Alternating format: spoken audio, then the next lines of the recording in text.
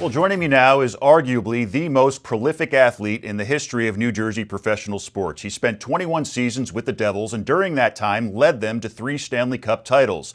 His number 30 was retired by the team in 2016. He was inducted into the Hockey Hall of Fame 2 years later, and now he's a member of the New Jersey Hall of Fame. I could not be happier to have him on the show today. Martin Brodeur, thanks so much for coming on and congratulations on this well-deserved honor. Thank you. It's my pleasure. Oh, it's our pleasure to have you on. So when did you find out that you were getting inducted into the New Jersey Hall of Fame, and what was your reaction? Take us through what happened when you got the call. It was, I think it was about maybe 6, 7 months ago. I just got an email and said, we need to talk to you. So kind of through the people here at the Devils, we reached out and they announced it. They say, hey, we'd love to induct you in the New Jersey Hall of Fame.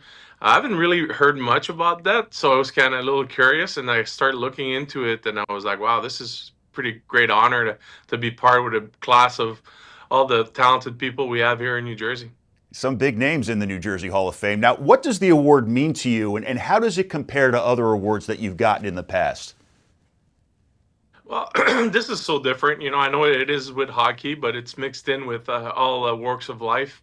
Some singers, some educators, some philanthropists.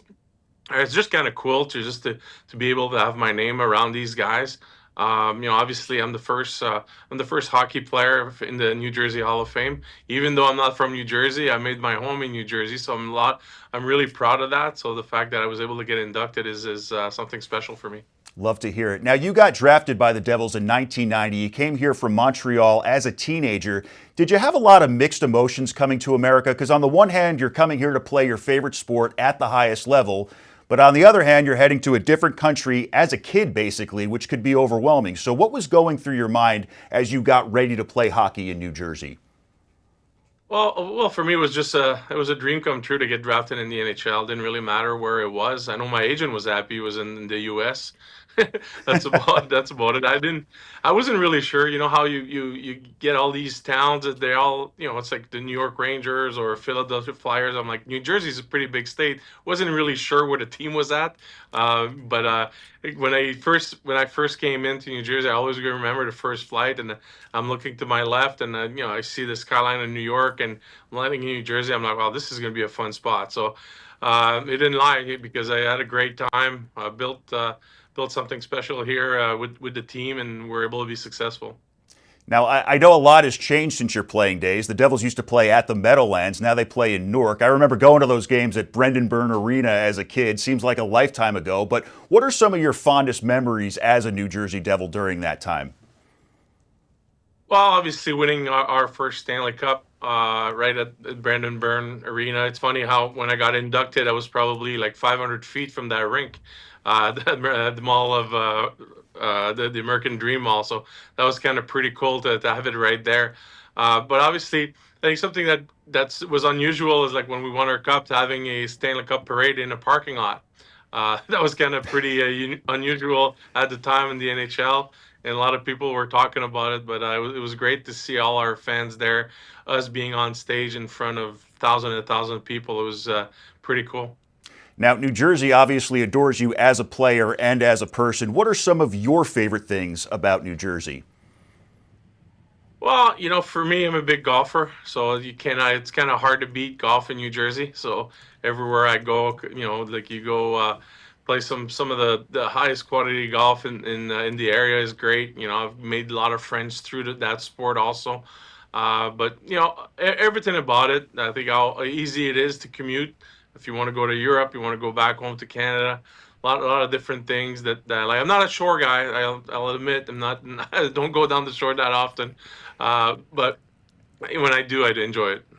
That's okay. I live at the Jersey Shore and I don't take offense to it. That's perfectly fine, Martin. You currently serve as the Executive Vice President of Hockey Operations for the Devils. How has being a player helped prepare you for this current role? Well, I think just the experience. I think the knowledge of the game. I think the connection through all the years I've played, all the people I've met. I was fortunate to play, in international competition and got to meet a lot of different folks that obviously I'm able to tap in for experience, for guidance or for help at times. So it's been good. You've played for so long. You come across a lot of good people that in the world of hockey, it's a small world. So it's kind of nice when you get to know everybody.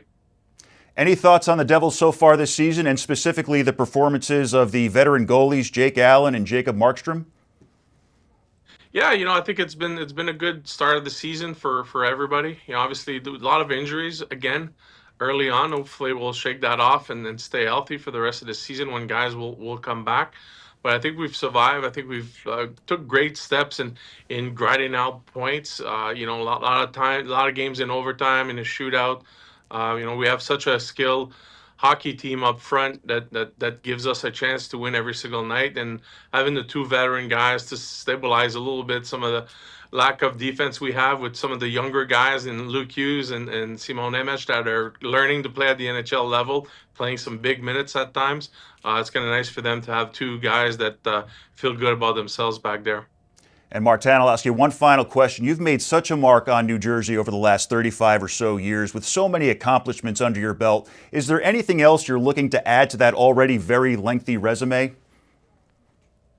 You know what? I just want to have success here in my capacity. Obviously, you have a lot of control when you play to a certain extent of how the success happens. Now you kind of put it together. I think Tom Fitzgerald's doing a great job alongside the ownership that gives us the opportunity to go out and spend money and give the best product possible.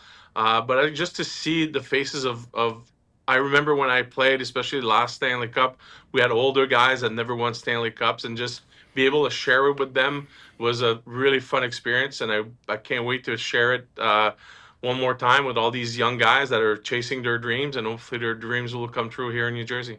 Love it. Fantastic interview. New Jersey Hall of Famer Martin Brodeur, thank you so much for coming on today. And again, congratulations on this well-deserved honor. Awesome. Thank you so much for having me.